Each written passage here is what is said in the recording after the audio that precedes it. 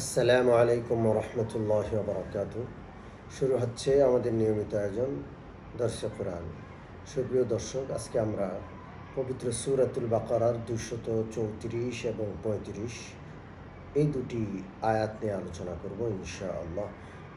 এই দুটি আয়াতে মহান আল্লাহ রব্বুল আলামিন স্বামী মরে যায় এমন স্ত্রী লোক যাদের স্বামী ইন্তেকাল করেছেন, তাদের ইদ্যত কী হবে, ইদ্যত কিভাবে পালন করবে, ইদ্যত অবস্থায় তাদেরকে কোনো প্রস্তাব দেওয়া যাবে কি না এই বিষয়ে আলোচনা করেছেন। তালাকের আলোচনা, তালাকের ইদ্যতের আলোচনার মধ্যেও যে স্ত্রী লোকের স্বামী মরে গেছে তার ইদ্যতের আলোচনাও আল্লাহ রাব্বুল আলামিন করছেন। মূলত আমরা ইতিপূর্বেই আয়াতের আলোকে আলোচনা করেছি যে স্ত্রী লোক স্বামী পরিত্যক্তা হবে, স্বামী কর্তৃক তালাক প্রাপ্তা হবে, তার ইদ্যত হবে 3 হায়েস, 3 মাসিক পরিমাণ তাকে ইদ্যত পালন করতে হবে। এরপরে সে অন্যত্র বিবাহ করার সিদ্ধান্ত নিতে পারবে। ঠিক তদ্রূপ কোনো স্ত্রী লোক যদি স্বামী হারা হয়, তার স্বামী ইন্তেকাল করে, তাহলে মৃত স্বামীর ইদ্যত তাকে পালন করতে হবে 4 মাস 10 দিন। এটা আল্লাহ তাআলার বিধান, 4 মাস 10 দিন। এই বিষয়টা যেমন সূরাতুল বাকারার এই পবিত্র 234 নম্বর পবিত্র আয়াতটিতে রয়েছে, ঠিক তদ্রূপ সূরাতুত তালাক নামক একটি সূরা রয়েছে 28 নম্বর পারায়, সেটিতেও এই বিষয়টি আলোচনা রয়েছে। যখন ইদ্যত পার হয়ে যাবে, স্পষ্ট কথা হলো ইদ্যত কেন পালন করতে হবে? স্বামী পরিত্যক্তা হোক কিংবা স্বামী মরে যাওয়া স্ত্রী লোক হোক, ইদ্যতটা এই জন্য পালন করতে হবে যেন আমরা নিশ্চিত হতে পারি যে তার পেটে কোনো সন্তান নাই। এই উভয় ক্ষেত্রে, অর্থাৎ স্বামী পরিত্যক্তা কিংবা স্বামী মরে যাওয়া স্ত্রী লোক যদি হামেলা হন, পেটে তাদের বাচ্চা থাকে, তারা যদি গর্ভবতী হন, তো উভয়ের ইদ্যত সন্তান হয়ে যাওয়ার সাথে সাথে পূর্ণ হয়ে যাবে। যাই হোক, ইদ্যত পালন করা অবস্থায় কোনো স্ত্রী লোক কোনো বিবাহ বন্ধনে আবদ্ধ হতে পারবে না। ইদ্যত শেষ হওয়ার পরেই তিনি বিবাহ বন্ধনে আবদ্ধ হওয়ার সংকল্প করতে পারেন, এতে কোনো অসুবিধা হবে না। এবং দ্বিতীয় যে আয়াতটি আজকে পড়া হবে 235 নম্বর আয়াত, সেখানে বলা হয়েছে ইদ্যত চলা অবস্থায় কোনো পুরুষ লোক যেন কোনো স্ত্রী লোককে সরাসরি বিবাহের প্রস্তাব না দেয় এবং ওয়াদাও না করে এবং সংকল্প না করে, বরং তার সাথে যদি পর্দার আড়াল থেকে সুন্দর কথা বলে, যে কথার মাধ্যমে ইশারা ইঙ্গিতে বিবাহের একটা আলোচনা আসে, তাহলে এতে অসুবিধা নাই। কিন্তু সরাসরি বিবাহের প্রস্তাব কোনো নারীকে যিনি ইদ্যত পালন করছেন তাকে দেওয়া, এটা মস্ত বড় অন্যায় এবং মস্ত বড় গুনাহ। আল্লাহ এতে বিষয়টি নিষেধ করেছেন। আসলে আমরা অনুবাদ পড়ি, আল্লাহ তাআলা কি বলেছেন? ওয়াল্লাযীনা ইয়াতাওয়াফাউনা মিনকুম ওয়া ইয়াযারুনা আযওয়াজা, তোমাদের মধ্যে যারা মৃত্যুবরণ করে এবং স্ত্রী রেখে যায়, ইয়াতারাব্বাসনা বিআনফুসিহিন্না আরবাআতা আশহুরিন ওয়া আশরা, তাদের স্ত্রীরা নিজেদের 4 মাস 10 দিন প্রতীক্ষায় রাখবে, অর্থাৎ ইদ্যত পালন করবে।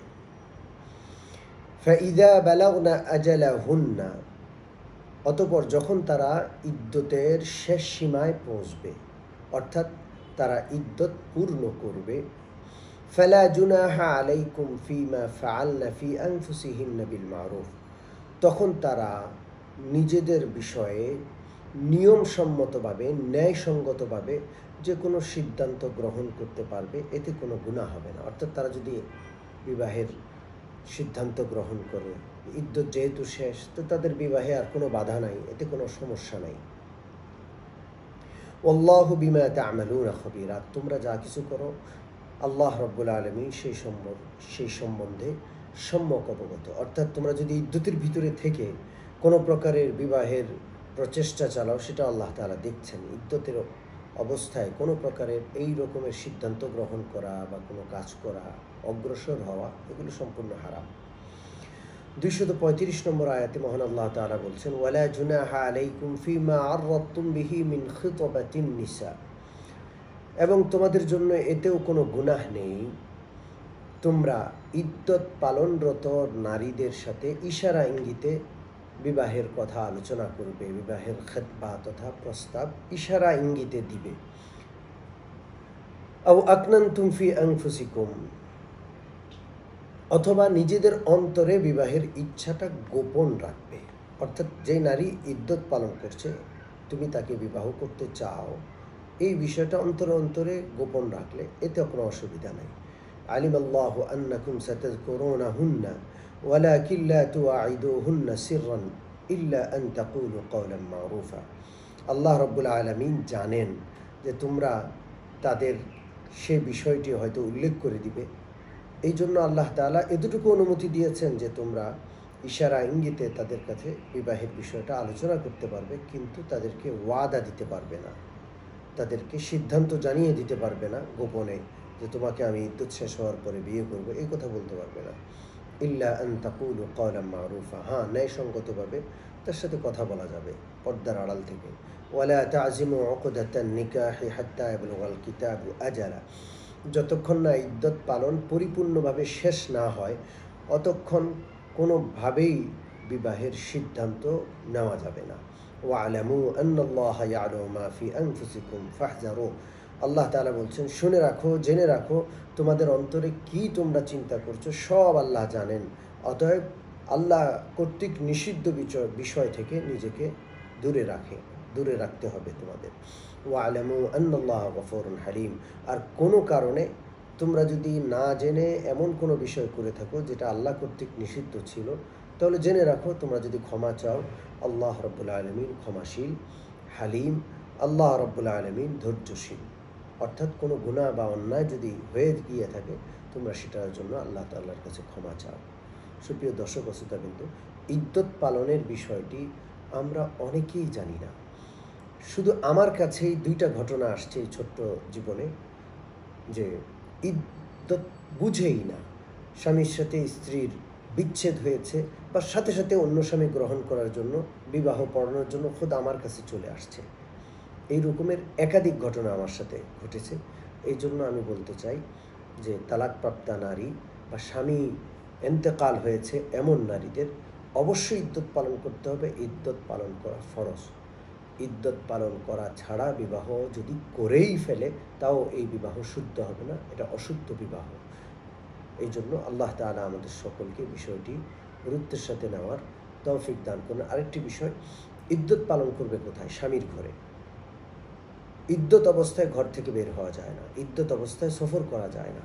আমরা দেখতে পাই যে স্বামী মরে গেছে, স্ত্রী স্বামীর লাশের সাথে দেশের বাড়িতে যায়, এই বাড়িতে যায়, সেই বাড়িতে যায়, লাশ দাফন করার পরে কয়েকদিন এই ছেলের বাড়িতে বেড়ায়, ওই ছেলের বাড়িতে কয়েকদিন বেড়ায়, এই মেয়ের বাড়িতে কয়েকদিন বেড়ায়, সবাই তাকে সান্ত্বনা দিয়ে বেড়ায়। মনে রাখতে হবে ইদ্যত পালন করতে হবে স্বামীর ঘরে। বিনা প্রয়োজনে কোনোভাবেই কোনো স্ত্রী লোক বের হতে পারবে না ঘর থেকে। তিনি সমস্ত শোক, সমস্ত সাজসজ্জা ত্যাগ করে স্বামীর শোক পালন করতে হবে যদি স্বামী মরে যান। আল্লাহ তাআলা যেন আমাদের সকলকে ইদ্যতের এই বিধানগুলো মনে রাখার, যথাযথভাবে পালন করার তৌফিক দান করেন। আমিন। আসসালামু আলাইকুম ওয়া রাহমাতুল্লাহি ওয়া বারাকাতুহু।